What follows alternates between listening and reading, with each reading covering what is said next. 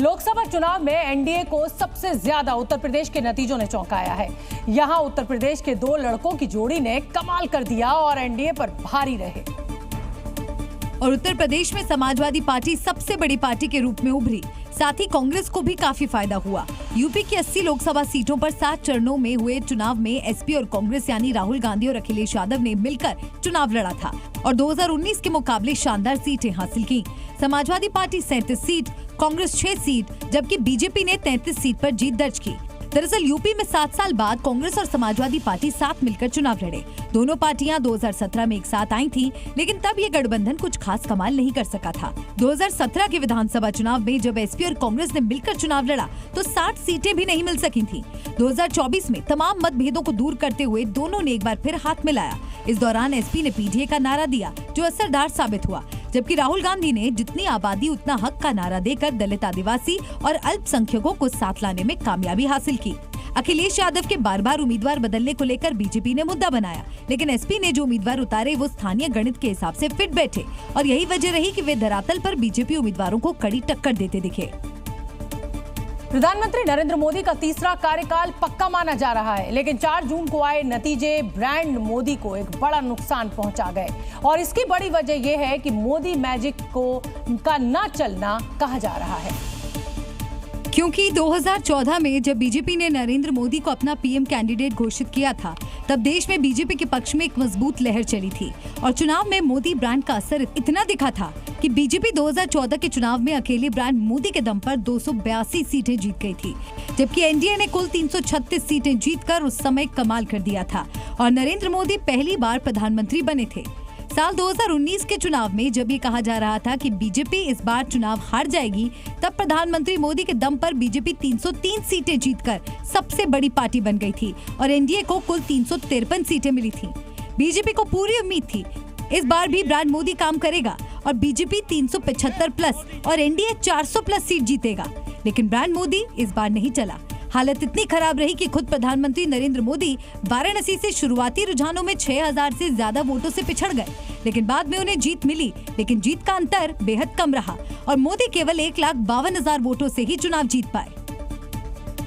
इसलिए इस चुनाव के बाद विपक्ष की तरफ से ये आरोप लगाए जा रहे हैं कि ब्रांड मोदी अब खत्म हो चुका है और ये आरोप सिर्फ कांग्रेस की तरफ से ही नहीं बल्कि उद्धव गुट वाली शिवसेना भी लगा रही है। और संजय राउत ने तो सामने आकर यहां तक दावा कर दिया कि प्रधानमंत्री नरेंद्र मोदी पर जनता को भरोसा नहीं रहा। तीसरी बार सरकार मोदी जी की सरकार नहीं बन रही है। किसको धन्यवाद दे रहे हो? लोगों ने आपको नकार दिया। वाराणसी, बनारस में आपको लेने के देने पड़ गए जीतने के लिए। आपसे ज्यादा तो अमित शाह को ये मिला है लीड मिला है। लोकसभा चुनाव में उम्मीद से कम सीटें मिलने से ब्रांड मोदी को नुकसान तो हुआ है, क्योंकि बीजेपी ने उन्हीं के चेहरे पर चुनाव लड़ा था। मोदी जब से केंद्र की राजनीति में आए हैं, तभी से बीजेपी का सबसे बड़ा ब्रांड, सबसे बड़ा चेहरा बने हुए हैं और इसकी शुरुआत गुजरात से हुई थी, जब नरेंद्र मोदी साल 2001 से लेकर 2014 तक गुजरात के मुख्यमंत्री थे। तब भी पूरे देश में उनका नाम सुर्खियों में रहता था और 2014 में बीजेपी का प्रधानमंत्री चेहरा बनने के बाद उन्होंने पीछे मुड़कर नहीं देखा। 2014 से 2024 के चुनाव तक नरेंद्र मोदी और बीजेपी एक दूसरे का पर्याय बन गए, यानी मोदी ही बीजेपी है और बीजेपी ही मोदी है। ब्रांड मोदी से बीजेपी को फायदा भी हुआ और 2 दशक पहले तक मुट्ठी भर राज्यों में रही बीजेपी आज देश के 70% से ज्यादा राज्यों में सरकार चला रही है। मोदी की हिंदूवादी छवि, एक मुखर वक्ता, कुशल प्रशासक और उनकी लोकप्रियता उन्हें दूसरे नेताओं से अलग बनाती है।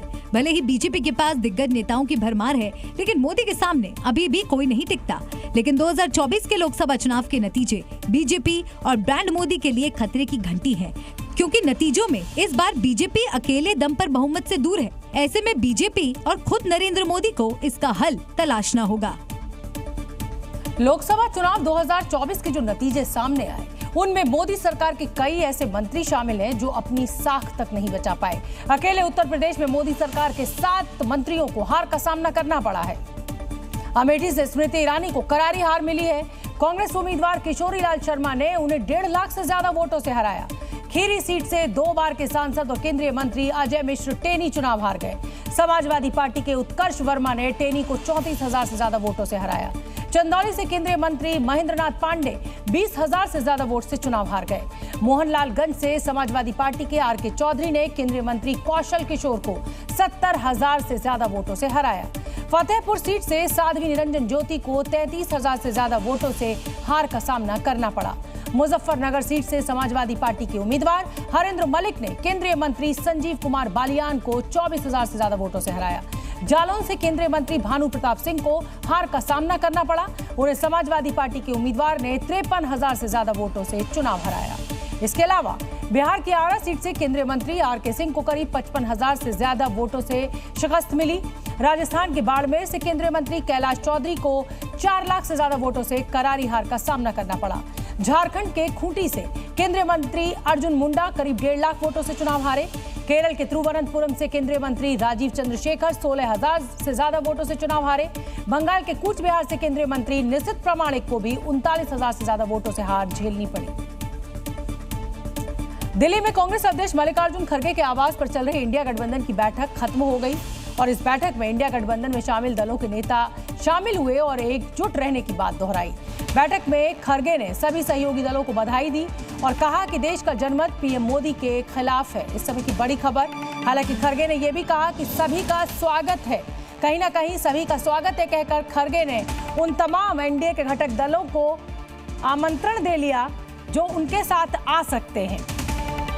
एनडीए घटक दलों ने आज संसदीय दल का नेता चुन लिया है नरेंद्र मोदी को और अब वो अपना दावा पेश करेंगे सरकार बनाने का। इसी बीच इंडिया गठबंधन की बैठक भी अब खत्म हो गई है। तमाम घटक दल इसमें शामिल हुए, शक्ति प्रदर्शन भी दिखा, एकजुटता की भी बात कही गई, लेकिन साथ ही मल्लिकार्जुन खड़गे ने एक बड़ा जिसे कहा जाए आमंत्रण भी एनडीए के घटक दलों को दे दिया।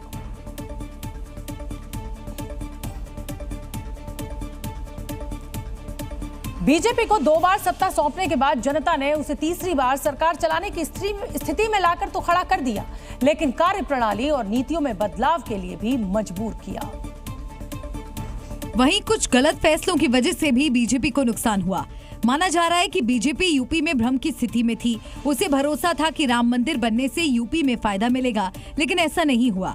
वहीं यूपी में प्रत्याशियों का ना बदलना भी बीजेपी की हार का कारण माना जा रहा है, क्योंकि ऐसे लोगों को टिकट दिया गया जो वर्तमान सांसद थे और जनता में उनके खिलाफ नाराजगी थी। वहीं लोकल नेताओं से ज्यादा बाहरी नेताओं पर भरोसा करने से भी पार्टी को नुकसान होने की बात कही जा रही है। वहीं अग्निवीर योजना को भी पंजाब और हरियाणा जैसे राज्यों में बीजेपी के बुरे प्रदर्शन का कारण बताया जा रहा है। पंजाब जैसे राज्य में तो बीजेपी का खाता तक नहीं खुला। वहीं किसानों की नाराजगी भी सरकार को भारी पड़ी है। इसके अलावा पूरे चुनाव में बीजेपी ने महंगाई बेरोजगारी पर ज्यादा बात नहीं की, जिससे नौकरी की तैयारियों में लगे युवाओं को बीजेपी लुभा नहीं पाई। वहीं पुरानी पेंशन योजना भी बीजेपी की कम सीटें आने का कारण मानी जा रही है, क्योंकि पुरानी पेंशन नीति के कारण लाखों कर्मचारी बीजेपी से नाराज थे। वहीं सरकार द्वारा चलाए गए अतिक्रमण अभियान का भी असर बीजेपी के बुरे प्रदर्शन का प्रमुख कारण बताया जा रहा है, क्योंकि जिन लोगों के घर मकान टूटे उन्होंने खुलकर विपक्ष को वोट दिया। माना जा रहा है कि केंद्र और राज्य सरकार के इन्हीं गलत फैसलों से जनता ने विपक्ष का समर्थन किया और एनडीए 300 सीटें भी पार नहीं कर पाई।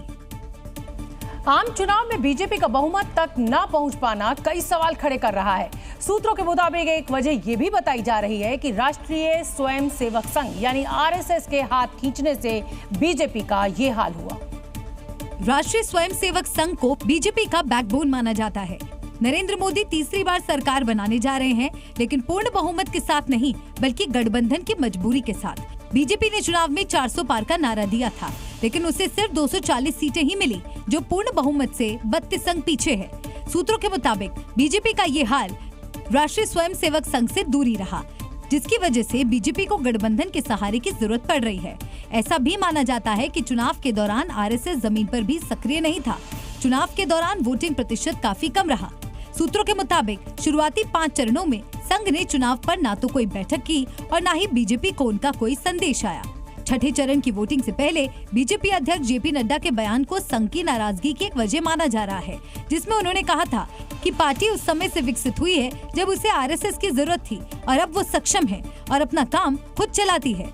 आरएसएस एक वैचारिक मोर्चा है और अपना काम करता है, और ऐसा माना जा रहा है कि नड्डा का ये बयान स्वयं सेवकों को रास नहीं आया। अभी ना तो एनडीए की सरकार बनी है और ना ही इंडिया गठबंधन की सरकार बनी है, लेकिन राहुल गांधी की गारंटी को लेकर महिलाओं में जबरदस्त उत्साह है और बड़ी संख्या में महिलाएं लखनऊ में कांग्रेस दफ्तर पर फॉर्म भरने के लिए पहुंच गईं। और कई महिलाएं कांग्रेस का गारंटी कार्ड लेकर लखनऊ के पार्टी दफ्तर पहुंच गईं, जहां उनसे कुछ फॉर्म भरवाने का दावा किया गया, जिसके लिए बड़ी संख्या में महिलाएं कांग्रेस दफ्तर के बाहर लाइन लगाकर खड़ी रहीं। मेरे बच्चे की सरकार बन जाएगी, राहुल की, अखिलेश की, तो हमारा पूरा होगा। 8,000 की बात हो रही थी कि हर महीना 8,000 अकाउंट में आएगा। एक दूसरे से सुन के मतलब हम लोग। दरअसल राहुल गांधी ने प्रचार के दौरान वादा किया था कि सरकार बनते ही महिलाओं के खाते में खटाखट 8,500 रुपए हर महीने दिए जाएंगे। सरकार नहीं बनी है, लेकिन जो खटाखट वाला बयान था उसके बाद कांग्रेस दफ्तर लखनऊ पर तमाम महिलाओं का आने का सिलसिला शुरू हो गया और सभी महिलाएं ये सोच रही हैं कि फॉर्म भरने के बाद तुरंत इनके अकाउंट में खटाखट पैसे आ जाएंगे। 2024 के लोकसभा चुनाव में कई रिकॉर्ड टूटे। कुछ नेता इतने ज्यादा वोटों से जीते कि रिकॉर्ड ही टूट गया और कुछ नेता इतने कम अंतर से हारे कि उनका दुख कई गुना बढ़ गया। सबसे बड़ी जीत दर्ज की है मध्य प्रदेश के इंदौर से बीजेपी प्रत्याशी शंकर लालवानी ने। कांग्रेस उम्मीदवार के नाम वापस लेने की वजह से लालवानी 11,75,092 वोटों से जीते। दूसरी बड़ी जीत असम के धुबरी लोकसभा सीट से कांग्रेस प्रत्याशी रकीबुल हुसैन के नाम रही, जिन्होंने 10,12,476 वोटों के अंतर से जीत हासिल की। तीसरी बड़ी जीत मध्य प्रदेश के पूर्व मुख्यमंत्री शिवराज सिंह चौहान के नाम रही। उन्होंने विदिशा लोकसभा सीट से 8,21,408 वोटों के भारी अंतर से जीत दर्ज की। गुजरात के नवसारी से 3 बार सांसद रह चुके सीआर पाटिल ने इस बार अपना ही रिकॉर्ड तोड़ दिया। उन्होंने 7,73,551 वोटों के अंतर से चुनाव जीता। गृह मंत्री अमित शाह ने गुजरात की गांधीनगर सीट 7,44,716 वोटों के बड़े अंतर से जीती। वहीं कुछ उम्मीदवार ऐसे भी रहे जिनकी जीत का अंतर बेहद कम था। मुंबई उत्तर पश्चिम सीट से शिवसेना के प्रत्याशी रविंद्र वायकर ने महज 48 वोटों के अंतर से जीत अपने नाम की।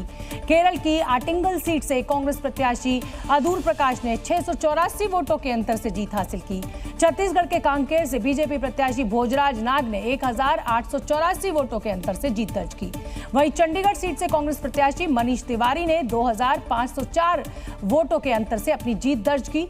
लक्षद्वीप सीट से कांग्रेस प्रत्याशी मोहम्मद हमदुल्ला सईद ने 2,647 वोटों के अंतर से जीत दर्ज की।